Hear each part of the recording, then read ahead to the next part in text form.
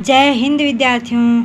आज हम देखते हैं हिंदी साहित्य खंड से संबंधित देवनागरी लिपि का उद्भव और विकास। यदि आप लोगों को यह वीडियो अच्छा लगे तो like, share, subscribe and bell icon click करना न भूलें। अब आगे बढ़ते हैं। देवनागरी लिपि का विकास किस तरह से हुआ, उसकी विशेषताएं क्या हैं, दोष क्या हैं, सभी हम लोग इसके अंदर देखेंगे। देवनागरी लिपि का विकास। उच्चारित ध्वनि संकेतों की सहायता से भाव या विचार की अभिव्यक्ति भाषा कहलाती है, जबकि लिखित वर्ण संकेतों की सहायता से भाव या विचार की अभिव्यक्ति क्या कहलाती है, लिपि कहलाती है। यानी जो हम लोग मौखिक रूप से उच्चारित करते हैं और ध्वनि से हम किसी विचार को या भाव को प्रदर्शित करते हैं तो उसे भाषा कहते हैं, और लिखित वर्ण जिसको हम लोग लिखकर अपनी भाव और विचार को अभिव्यक्त करते हैं उसे क्या कहा जाता है, लिपि कहा जाता है। भाषा श्रव्य होती है जबकि लिपि दृश्य होती है। यानी भाषा जो होता है वो सुन सकते हैं, उसे हम देख नहीं सकते, लेकिन लिपि दृश्य होता है। ये परीक्षाओं में बनते हैं क्वेश्चन, याद रखिएगा। मैं इसीलिए यहाँ पे पेंसिल का निशान लगा के रखी हूँ। भाषा श्रव्य होते हैं। भाषा क्या होते हैं, भाषा श्रव्य होते हैं। प्रश्न पूछ लिया जाता है, चाहे यूजीसी, नेट, जीआरएफ हो, पीएससी हो, पीजीटी हो, टीजीटी हो, सभी में ये पूछा जाता है। तो याद रखिएगा भाषा एक श्रव्य है और ये लिपि क्या है, दृश्य है। याद रखिएगा लिपि दृश्य है और भाषा श्रव्य है। भारत की सभी लिपियाँ ब्राह्मी लिपि से ही निकली है। यानी कि जो हमारे भारत की लिपियाँ हैं वो सब किससे निकली है, ब्राह्मी लिपि से। याद रखिएगा भारत की सभी लिपियाँ किससे निकली है, ब्राह्मी लिपि से निकला है। उसका उद्भव देखेंगे हम लोग, किस तरह से देवनागरी का विकास हुआ और उत्पत्ति हुई। अब आगे बढ़ते हैं। ब्राह्मी लिपि का प्रयोग वैदिक आर्यों ने शुरू किया। जो ब्राह्मी लिपि था उसको वैदिक आर्यों ने, जो वैदिक संस्कृत था, हम लोग जब आदिकाल के समय में पढ़ेंगे पूरा हिंदी साहित्य का, जब ऐतिहासिक पृष्ठभूमि देखेंगे उसमें हम लोग देखेंगे कि अब वैदिक आर्य क्या होता है। तो ब्राह्मी लिपि का प्रयोग वैदिक आर्यों ने शुरू किया था।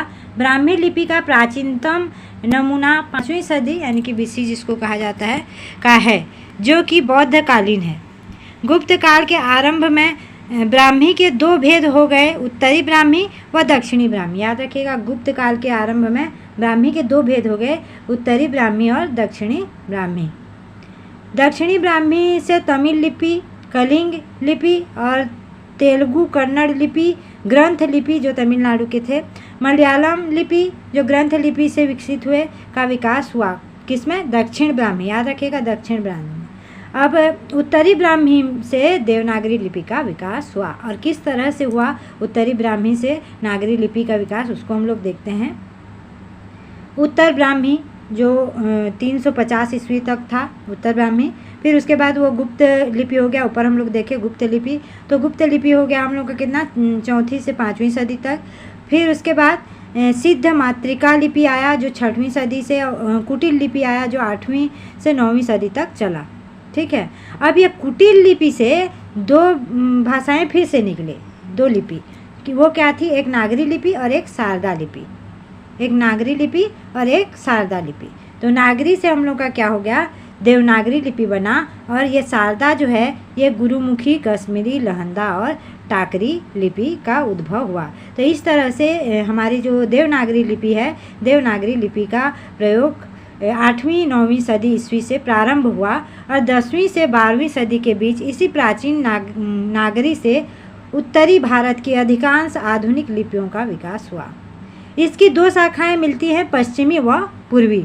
पश्चिमी शाखा की सर्वप्रमुख प्रतिनिधि लिपि देवनागरी लिपि है। तो देखिए नागरी से दो शाखाएं निकले, एक पश्चिमी शाखा, याद रखिएगा नागरी से दो शाखाएं निकले, एक पश्चिमी शाखा और दूसरा है पूर्वी शाखा। दूसरा क्या है, पूर्वी, और पहला है पश्चिमी। पश्चिमी में देवनागरी लिपि राजस्थानी, गुजराती और महाजनी और कैथी, याद रखिएगा। और पूर्वी शाखा में बांग्ला लिपि और असमी और उड़िया, ये दो जो शाखा थे पश्चिमी और पूर्वी। इस तरह से देवनागरी लिपि का उद्भव हुआ। देवनागरी लिपि का हिंदी भाषा की अधिकृत लिपि के रूप में विकास। किस तरह से अधिकृत लिपि के रूप में विकास हुआ है, क्योंकि इसमें अभी कार्य प्रणाली हमारे भारत का सभी ऑफिशियली कार्य भी ये हिंदी देवनागरी लिपि से ही किया जा रहा है। तो देवनागरी लिपि को हिंदी भाषा की अधिकृत लिपि बनने में बड़ी कठिनाइयों का सामना करना पड़ा था। अंग्रेज़ों की भाषा नीति फारसी की ओर अधिक झुकी हुई थी, इसीलिए हिंदी को भी फारसी लिपि में लिखने का षड्यंत्र किया गया है। हिंदी भाषा के फारसी लिपि का घाटमेल फोर्ट विलियम कॉलेज, जो 1800 में ये कॉलेज खुला गया था, गिल क्राइस्ट के ये से की देन थी। फोर्ट विलियम कॉलेज के हिंदुस्तानी विभाग के सर्वप्रथम अध्यक्ष जॉन गिल क्राइस्ट थे। उसके अनुसार हिंदुस्तानी की 3 शैलियाँ थीं, दरबारी या फारसी शैली, हिंदुस्तानी शैली व हिंदवी शैली। देखिए, हिंदवी शैली को उसमें कमज़ोर माना गया। वह फारसी शैली को दुरूह तथा हिंदवी शैली को गंवारू मानते थे। यानी फारसी शैली को दुरूह मानते थे और हिंदवी शैली को गंवारू मानते थे।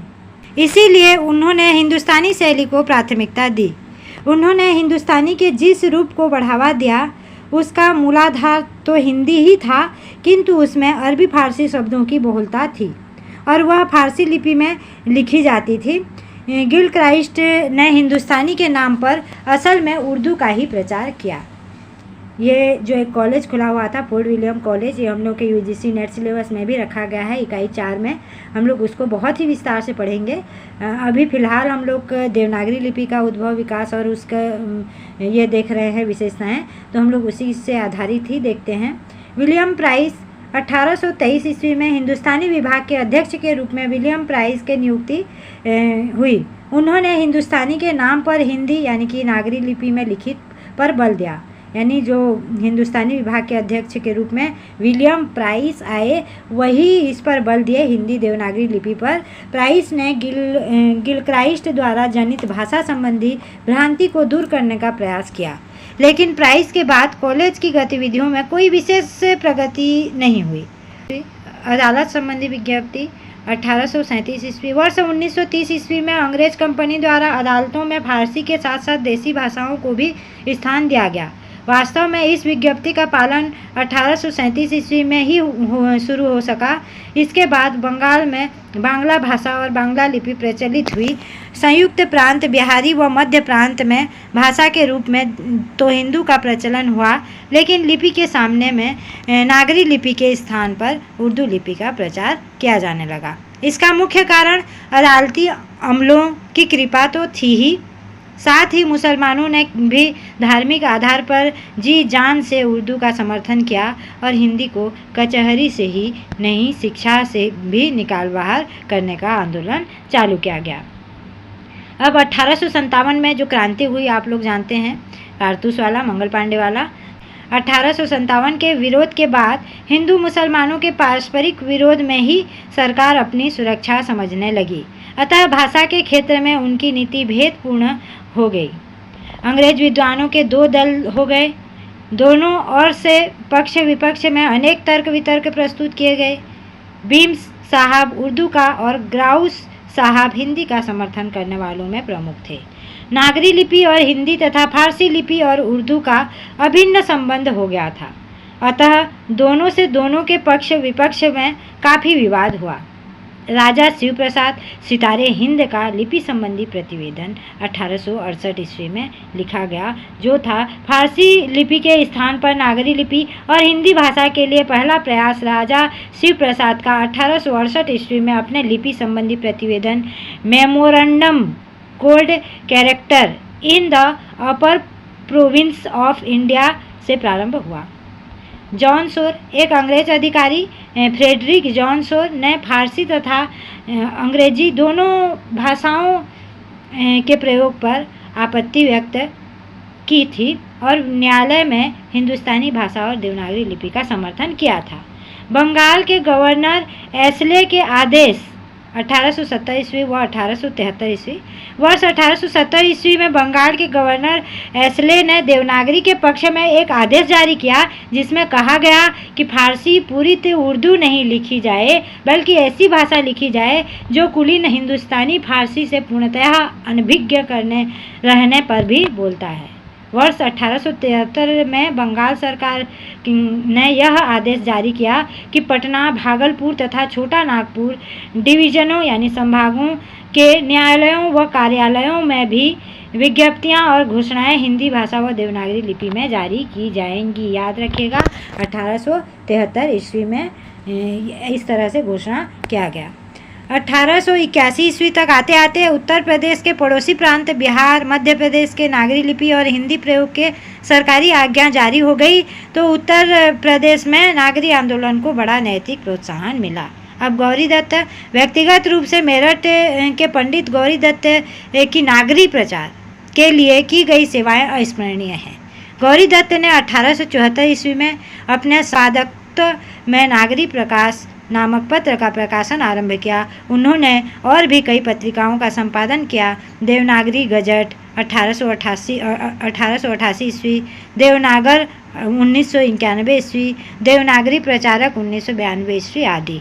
भारतेंदु हरिश्चंद्र ने भी नागरी भाषा के लिए आंदोलन किए थे और नागरी आंदोलन को अभूतपूर्व शक्ति प्रदान की और वे इसके प्रतीक और नेता माने जाने लगे। उन्होंने 1882 में शिक्षा आयोग के प्रश्न पत्र का जवाब देते हुए कहा, सभी सभ्य देशों की अदालतों में उनके नागरिकों की बोली और लिपि का प्रयोग होता है।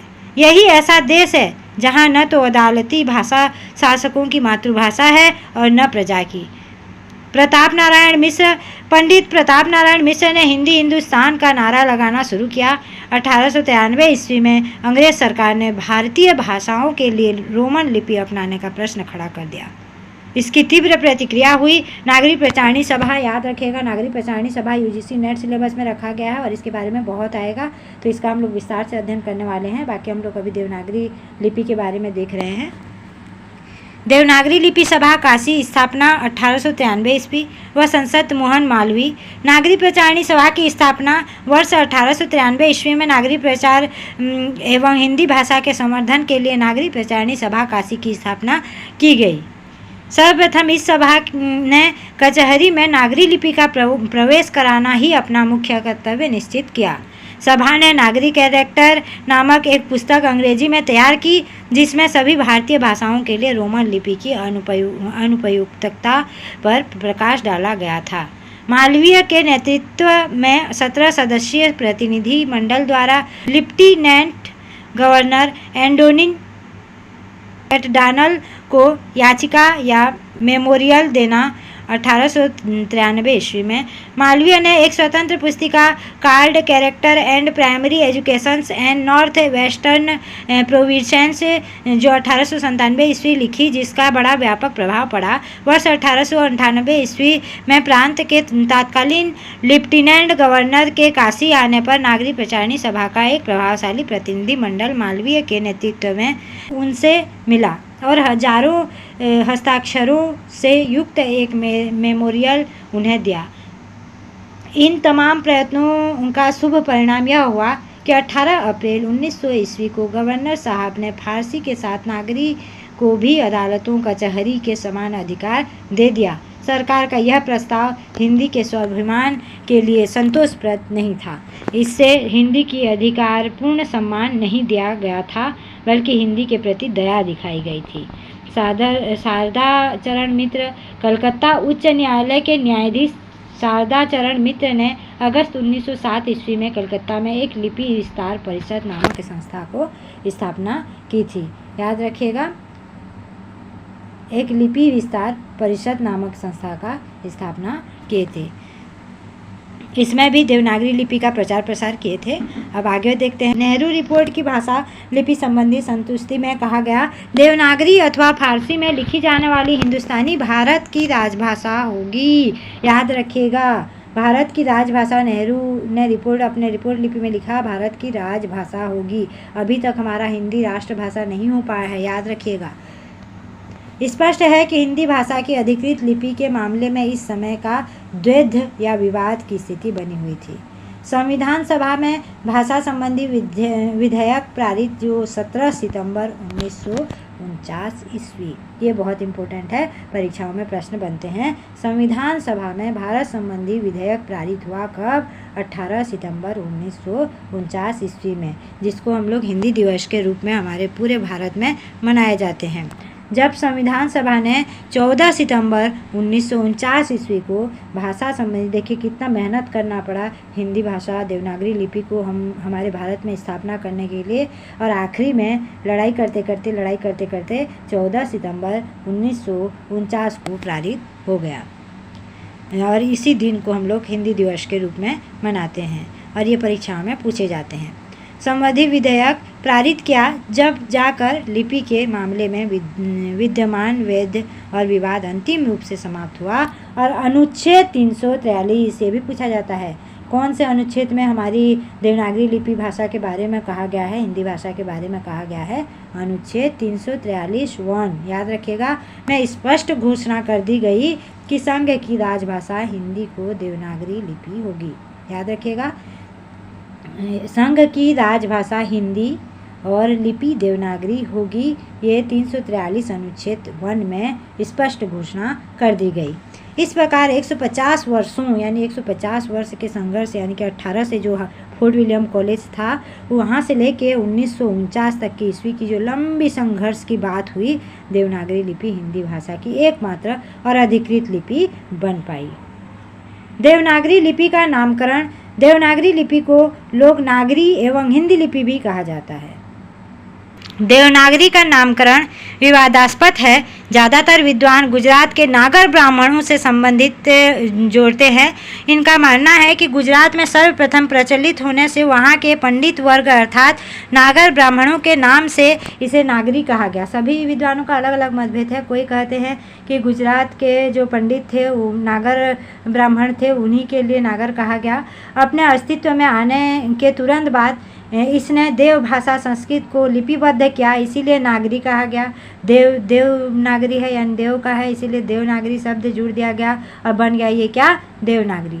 कुछ कहते हैं कि गुजरात के जो पंडित थे, ब्राह्मण थे, वो संस्कृत का लिपिबद्ध किया देव भाषा, इसीलिए संस्कृत को देव भाषा माना जाता है, तो ये नागरी को देवनागरी कहा गया।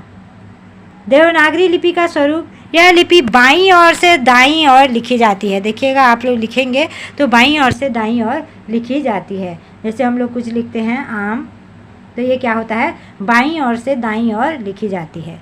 याद रखिएगा, परीक्षाओं में पूछे जाते हैं। यह अक्षरात्मक लिपि है, जबकि रोमन लिपि वर्णात्मक लिपि है। ये क्या है, ये बहुत बार प्रश्न शिक्षक भर्ती टीजीटी पीजीटी में बहुत बार प्रश्न आ चुके हैं कि जो देवनागरी लिपि है ये कौन सी लिपि है, अक्षरात्मक लिपि है, और जो रोमन लिपि है वो क्या है, वर्णात्मक लिपि है। याद रखिए। देवनागरी लिपि के गुण देख लेते हैं। देवनागरी लिपि के गुण हैं, एक ध्वनि के लिए एक ही वर्ण संकेत, यानी एक ध्वनि के लिए एक ही वर्ण का संकेत होता है। जैसे अ बोल रहे हैं तो हम लोग का अ ही एक ही है, उसके बाद और कुछ नहीं है। जैसे हम लोग ए बोलते हैं, ए का बहुत से उच्चारण हो जाते हैं, ए भी हो जाते हैं, अ भी हो जाते हैं और आ भी हो जाते हैं, यानी डबल कर दें तो आ हो गया। तो इसमें एक ही का एक ही ध्वनि, जैसे आ है तो आ है, अ है तो अ है, आ है तो ये आ है और यह है तो अ है। इस तरह से एक ही ध्वनि रहती है। एक वर्ण संकेत से अनिवार्यतः एक ही ध्वनि व्यक्त होती है। एक वर्ण के संकेत से एक ही ध्वनि, जैसे मान लीजिए क है तो क से कबूतर, इसको और अलग नहीं लिख सकते, क से क ही होगा। जैसे यहाँ पे हम लोग ये क लिखते हैं और ये लिख देने से के एच ख हो जाता है, तो एच का अलग अर्थ हो जाता है, के का अलग अर्थ हो जाता है। रोमन में इस तरह से होता है, लेकिन हिंदी में जो वर्ण का वही ध्वनि होती है। जो ध्वनि का नाम वही वर्ण का नाम, है ना। जो ध्वनि का नाम होता है, जैसे हम लोग उच्चारित करते हैं क यानी क, तो वही वर्ण का नाम होता है। मुख वर्ण नहीं, यानी ये कोई मुख वर्ण यानी छुपा हुआ लुप्त नहीं है। जैसे हम लोग नॉलेज पढ़ते हैं इंग्लिश में तो उसका स्पेलिंग देखेंगे तो जैसे सन पढ़ते हैं, सन एस होना चाहिए लेकिन TION हो जाता है, ट्यूशन, है ना, TUTION हो जाता है, ट्यूशन। तो ऐसे बहुत से उसमें हैं जो अपने मुख में कुछ और बोलते हैं और उसका स्पेलिंग कुछ और होता है। तो हिंदी में इस तरह से नहीं होता है। जो बोला जाता है वही लिखा जाता है, जो हम बोलते हैं उसी को ही वहाँ पे लिखते हैं। ऐसे नहीं है कि नॉलेज बोल रहे हैं तो उसमें एन नहीं आएगा, पहले के आ जाएगा या और कुछ आ जाएगा, ठीक है। एक वर्ण में दूसरे वर्ण का भ्रम नहीं, यानी एक वर्ण में दूसरे भ्रम का वर्ण नहीं है। जैसे क है तो क है, जैसे मान लीजिए वहाँ पे हम लोग सी लिखते हैं तो ये भी च मान लिया जाता है, और कहीं पे CAT कैट मान लिया जाता है, क मान लिया, कहाँ पे क मान लिया, कहाँ पे च मान लिया सी को, तो यही कन्फ्यूजन होता है। तो यहाँ पे हिंदी में ये कन्फ्यूजन नहीं होता है, लिखावट में बहुत ही प्योरिटी होती है। एक वर्ण में दूसरे वर्ण का भ्रम कभी नहीं होता है। उच्चारण के सूक्ष्मतम भेद को भी प्रकट करने की क्षमता होती है, यानी छोटे छोटे जैसे सूक्ष्म क्ष, आधा क्ष, तो ये सभी माला ध्वनि वैज्ञानिक पद्धति के बिल्कुल अनुरूप है। देखिए, वर्णमाला ध्वनि वैज्ञानिक है, यानी हमारा हिंदी साहित्य भी वैज्ञानिक है, वैज्ञानिक पद्धति है। सभी ये मानते हैं कि ये आर्ट्स है, यानी कि आर्ट्स है तो कला है, इसमें कोई विज्ञान नहीं है। तो वर्णमाला यानी हमारी जो हिंदी साहित्य है इसमें भी विज्ञान है। दुनिया में जो भी चीज़ें हैं सभी में विज्ञान है। वैज्ञानिक पद्धति है ये वर्णमाला की ध्वनि। प्रयोग बहुत व्यापक, यानी कि संस्कृत, हिंदी, मराठी, नेपाली की एकमात्र लिपि है, बहुत व्यापक है, सभी इसी लिपि से लिखते हैं। भारत की अनेक लिपियों के निकट, यानी भारत की अनेक लिपियों के निकट है ये। देवनागरी लिपि के दोष हैं, कुल मिलाकर 403 टाइप होने के कारण टंकण मुद्रण में कठिनाई होती है। ये ध्यान रखिएगा, 403 टाइप होने के कारण टंकण मुद्रण में कठिनाई होती है। शिरोरेखा का प्रयोग अनावश्यक अलंकरण के लिए, यानी शिरोरेखा का जो प्रयोग होता है वो भी परेशानी होती है। फिर अनावश्यक वर्ण जैसे कि री है, री है, ली है, ली है, वह है जो पंचमा अक्षर है, न्य है, ये षटकोण का स है, आज इन्हें कोई शुद्ध उच्चारण के साथ उच्चारित नहीं कर पाता। जैसे द्विरूप वर्ण है, जैसे द्विरूप यहाँ पे आप लोग देख सकते हैं, आधा अंगाल, ये आधा वहाँ मिला के प्र, इस तरह से द्विरूप है। और है ये इधर ये है इस तरह से, ये क्ष है, क्ष भी दो रूप है, आप लोग जानते हैं, क और स से बनता है। तो इस तरह से सभी जो दो रूप वाले होते हैं वो भी परेशानी होती है हम लोग को टंकण करने में। समरूप वर्ण जैसे कि ख से र व का ये होता है, अभी तो ख इस तरह से कर दिया गया है मानक हिंदी में, पहले इस तरह से लिखा जाता था ख, तो र व उसको पढ़ने से र व इस तरह से हो जाता था, बच्चे जैसे दूर दूर लिख लिए तो ये ख को र व कहा जाता है। फिर घ, घ का ध, देखिए यहाँ पे घ इस तरह से है और यहाँ पे यदि इस तरह से दे दें ध तो कन्फ्यूजन हो रहा है। जैसे म है ये और म में इस तरह से दे दें तो ये हो जाएगा भ, तो यही कन्फ्यूजन होता है और शिरोरेखा देने में भी कठिनाई जाती है। वर्णों के संयुक्त करने, जैसे मान लीजिए यहाँ पे हम लोग भ लिखते हैं तो भ में इस तरह से शिरोरेखा लगेगा, यदि मान लीजिए इस तरह से हम लोग कर देते हैं तो ये गलत हो जाता है, ये ऐसे लिखेंगे ये म हो जाएगा, ठीक है। वर्णों के संयुक्त करने की कोई निश्चित व्यवस्था नहीं। अनुस्वार और अनुनासिकता के प्रयोग में एकरूपता का अभाव होता है। जैसे अनुस्वार कहीं पे हम लोग देखते हैं, मैं आप लोगों को अनुस्वार और अनुनासिकता के बारे में पढ़ाई हूँ, कहीं पे ऐसे हम लोग बिंदी देखते हैं वो भी अनुस्वार हो जाता है और इस तरह से होता है वो भी अनुनासिकता में आ जाता है। याद रखिएगा ये अनुनासिकता है और ये अनुस्वार है, तो ये भी चेंज हो जाते हैं। कभी ये जैसे ईंट है, ईंट में हम लोग इस तरह से ही लगा देते हैं, देखने से ये क्या है, अनुनासिक है। तो याद रखिएगा इसमें भी एकरूपता नहीं दिख पाती।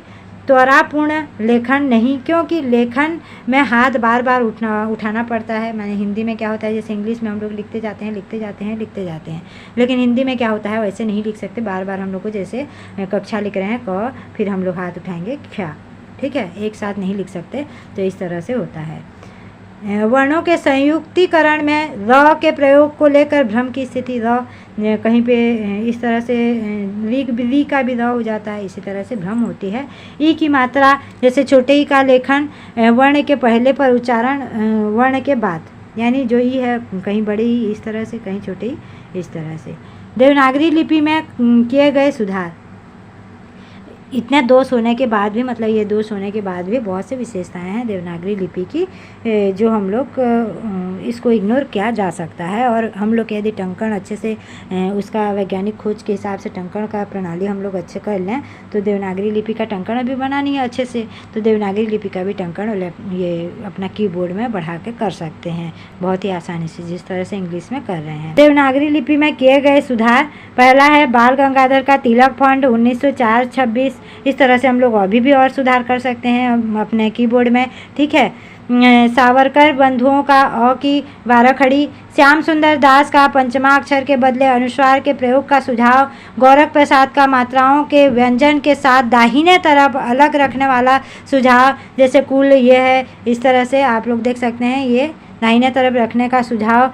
फिर श्रीनिवास का महाप्राण वर्ण के लिए अल्प प्राण के नीचे स चिन्ह लगाने का सुझाव। हिंदी साहित्य सम्मेलन का इंदौर अधिवेशन और काका कालेलकर के संयोजकत्व में नागरी लिपि सुधार समिति गठन 1935 और उसकी सिफारिशें। काशी नागरी प्रचारणी सभा द्वारा अ की 12 खड़ी और श्रीनिवास के सुझाव को अस्वीकार करने का निर्णय 1945। उत्तर प्रदेश सरकार द्वारा गठित आचार्य नरेंद्र देव समिति का गठन 1947 में, याद रखेगा। और शिक्षा मंत्री के देवनागरी लिपि संबंधी प्रकाशन जो मानक देवनागरी वर्णमाला 1966 ईस्वी, हिंदी वर्तनी मानवीकरण 1967 ईस्वी, देवनागरी लिपि तथा हिंदी वर्तनी का मानवीकरण 1983 ईस्वी आदि। इस तरह से देवनागरी लिपि का आज उद्भव और विकास को बहुत ही विस्तार तरीके से देखे।